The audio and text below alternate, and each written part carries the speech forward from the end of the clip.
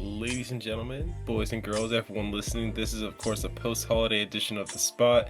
With the holidays busy, of course, we've come to the idea we're just gonna get everything squeezed up here real quick, but we're gonna of course continue off with Force Season 3 Episode 6, and of course Season 3 Episode 7, 8, and 9 will come out real quick here.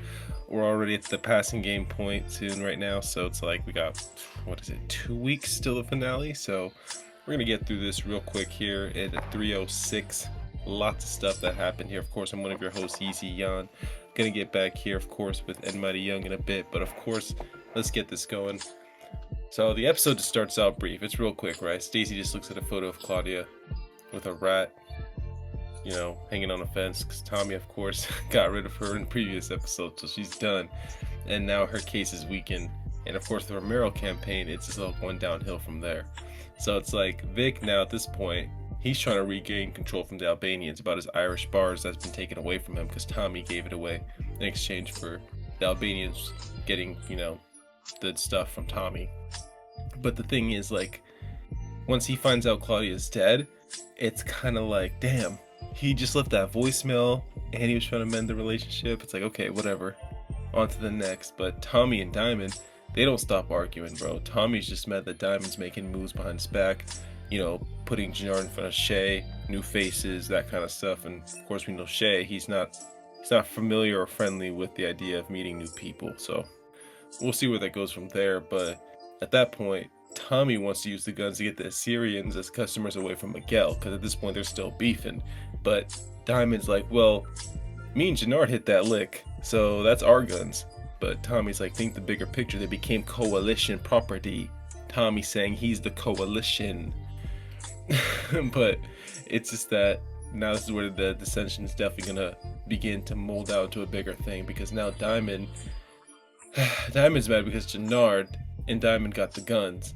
And so Tommy's using that as his own product now to deal with. And that's where Diamond's kind of conflicted. Like, how are you going to use my shit? But then the next phase, we get to Detective Bobby and his new partner Gus is introduced. They're trying to figure out who killed out the Yardis, and they believe it could be a cartel hit, which, in logical terms, if you're a cop looking from the outside, you're going to look at it as a cartel hit, especially if you've been investigating them. So they're going to investigate the IPs or the Insane Princes, essentially because of, Miguel being more prominent in Chicago in terms of being a cartel dealer, or a potential, allegedly. But then Tommy eventually just poaches the Assyrians. Makes the deal with the guns, all goes out well. But then in the next scene, with the prosecutors and the police and everyone in that conference room, Hardwick's out on vacation. If you remember, she's the woman who was in season 2 and briefly, I believe, in season 3. Or I think we saw her briefly season 3 in the beginning of the first half where she was there for a moment. But essentially, she's replaced with Agent Delgado, who's, unsure. We're unsure how this plays out because, if you think about it, she's a new person, new face, but maybe this could have been intentional. We'll never know, because you don't just add a new character into a show at the second half of the season, especially the last season, no less, unless they play a critical role. So we'll see where we go from there. But Delgado immediately jumps to saying they should pull in Tommy Egan, and Stacy's like, nah, no, we're not going to do that. It's a cartel thing, but she can't because we know that she's in Tommy's pocket. So she tries to blame a member of the Marquez cartel to deepen her case against them. And due to Claudia's death, she was a star witness. Her career for mayor, it's at a standstill. It's at a potential risk. Tommy and Diamond, of course, they re-up from Shay, but 2 times the order while Miguel gets the usual amount, like slow and steady wins the race. Like, you gotta love Shay. He's just like, Shay's just all like, Miguel, would you like to also get double?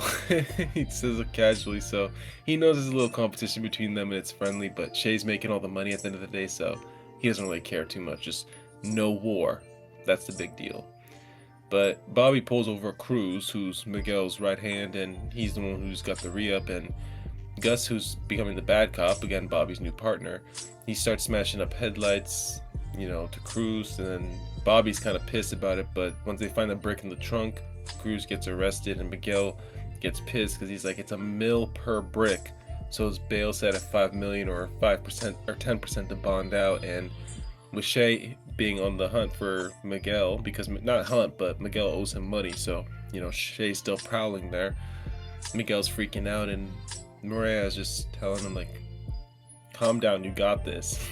The Shanti and Tommy, they smoke a blunt talking about the next steps for the Viagra Triangle, trying to make moves about it, but Shanti's mad that Jannard and Diamond met with Shay, and Shanti goes kind of silent, and Jannard at this point just awkwardly kind of exits the room.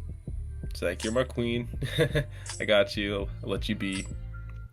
But at the same time, Manny tells Jannard that she's getting Fetty from Chinatown, and they gotta make a plug down there. But it's just a lot of pieces going on, because now at this point, Tommy walks in on Victor and Ray, and Vic just plays it off like a casual hoe that Ray is. He's like, oh, she's the hoe, whatever it is, hands her money. But then Tommy tries to read Vic, tries to see, like, is he mad about his sister's death? And Vic says he doesn't care, whatever, it's no big deal. But at the same time, he tells Vic to set up meet with Stacy, so that way they can meet up. And Tommy calls the last call that was calling Maria's phone that she left in his couch, and it was a Planned Parenthood. So he's pissed off, and it shows Maria at a scene at the medical clinic with her crying. So it's like, oh my gosh, nah. But Ortega meets with Miguel in prison, and Miguel says Tommy's having dinner with Miguel later and doing a pickup with the RDs. So then Titus, a new hitter for Ortega, who in the world of power we know hitters aren't really the best thing ever, but whatever. And they're gonna go wait to shoot Tommy. But Ortega tells Miguel about a story about a Passiflora, or the purple flower, calling card. Basically, he gave it to the victim before they died. And he threatens Miguel that if Tommy doesn't die, then Miguel will die. And this is by tomorrow, essentially. So they got one day. And Maria is confronted by Tommy about the safety of having a baby. And she tells Tommy, like, yeah, I didn't go through with it. They're having a baby, so all happiness there, all around. It's all great. No one's crying. Tommy's gonna be a dad. Yeah.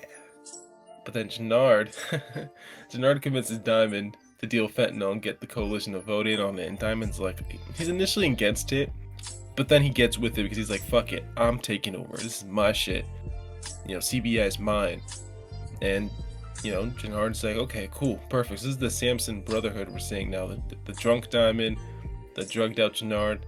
We'll see how that goes. But Maria essentially asks Tommy, say, hey, yo, I need you to give Miguel some money to bond out Cruz so he can help pay Shay. Tommy obliges. He's kind of hesitant, but he obliges because it's Maria. And this next scene right here, though, Stacy meets up with Vic, right? And then Tommy tells Stacy to arrest a Marquez cartel member with the murder weapon. It'll give Stacy the arrest she needs, giving him time and location, everything. And Stacy backs out of it, but then Tommy reminds her of her place. And then Stacy looks over to Vic and is like, you gonna let him do that? I could have gotten you to WITSEC, you could have been safe. And Vic just goes off, calling her BS, calling her a liar, telling her she gets everyone killed. And to top it all off, he's like, you know what? I killed Vargas, and I killed my father. You ain't gonna do shit about it. Vic leveled up. He told Sek, you're gonna do whatever the fuck he tells you to do. Vic is now like done with Stacy because she's full of shit. Or if you remember back in season 2, she was raising the goalposts on him every single time when he offered to be a snitch. And you gotta understand, at this point, without the witness on Colin's murder, that was their whole testimony. That was their whole case against him. So Vic's safe. So Vic essentially has no charges essentially in this case, but we'll see. And we gotta focus on Genesis and D-Mac because they hang out briefly, and D-Mac just needs to get ambition. He just needs to do something with his life, go to school or do something other than the streets, and keeps teasing Atlanta, which could be the new Power spinoff, but we'll see. But then at this point, we get to the point of Diamond, Smurf, and Jannard and Manny. They go to meet Madam Wu, the dealer of the fentanyl. She brings up briefly of like, hey, my card game got robbed, and these are the security guards' body parts. And then she just dips in like acid or something. And it's one of those things where it could be a tease potentially, because you never know, that could be brought up down the road. Get D-Mac clipped, let him know it's the Asians who did it, or let him know that he was the one who hit the lick on the card game. But we'll see how that plays out again. But D-Mac, being smart, plants a murder weapon on behalf of Tommy in Ortega's cousin's house to get him arrested for Stacy. But then Smurf, next scene, man, this is all back and forth, a lot of stuff's happening. Smurf, who's at the fentanyl meeting, says it's weird that even though the deal was good and made a lot of money, Tommy should have been there. Diamond is not like that. He's heard enough and just beats the fuck out of Big Smurf, kicks him down, says, nah, I ain't dealing with that. And now we see dissension is definitely gonna happen. But then Genesis tells D-Mac he has potential, he's gotta really level up, and you never know. At this point, we're kind of getting worried because, you know, close things in power, you know, people get caught in the crossfire, it's a theme. Hopefully nothing happens to Genesis, she's able to go to Spellman all peacefully, but we'll see what happens. Because then Vic and his crew shoot up the Irish bar full of Albanians attempting to reclaim their spot. They do keep Pitar alive, so that way he can go tell Tommy and, you know, let him know that this is what's going on. But then Pageant, or you know, it's funny, Pageant texts Stacy, and you know, it's kind of a thing because you could also say it's like Thomas Patrick Egan, like the T P and then AGEN, flip it around, you get Egan, so TP Egan, Thomas Patrick Egan. But anyway, Stacy tells Sang that and Delgado that an anonymous tip came in. They got Claudia Flynn's murderer. They bust into the house at the Ortega's cousins, and Sang and Ortega cousins make brief eye contact once they're you know, tearing down the place looking for the murder weapon. He gets arrested. And then Shanti and Jannard still don't make up. Miguel, Tommy, and Maria are at the dinner, with Maria telling Miguel that he's going to be an uncle, and this shocks him. Reason being, he has that hitter that's ready to clip Tommy in a bit. And once Miguel realizes Tommy's about to leave, he says, no, stay. He realizes they're going to be family. He's like, I want to get to know Tommy a little more. Which, they have some laughs back and forth and, you know, tease Maria a little bit, you know what I mean, laugh together and stuff like that. So it's a good moment. But then at that moment, once Tommy's men goes to do the drop instead, Titus sees that and calls Ortega and lets him know that, you know, Tommy wasn't there. And Miguel gets the Passiflora text, or the purple passion flower, and in the moment of the dinner, no one knows except him that he's now a Walking Dead man. So with Miguel, we'll have to see. I mean, his death is anticipated in this world of power where themes and people, you know, start slowly mending fences together. Someone is going to go down, and we're just going to explore all over the place, because the thing is, a lot of things can come back to bite Miguel in the ass. Who killed Shay's brother? Maria teased that in the first episode of the season, so we'll have to see going forward what's going to happen and who's going to see that. But overall, season 3, episode 6, banger of an episode. No problem here. We're already in the second half. We're already in the last inning.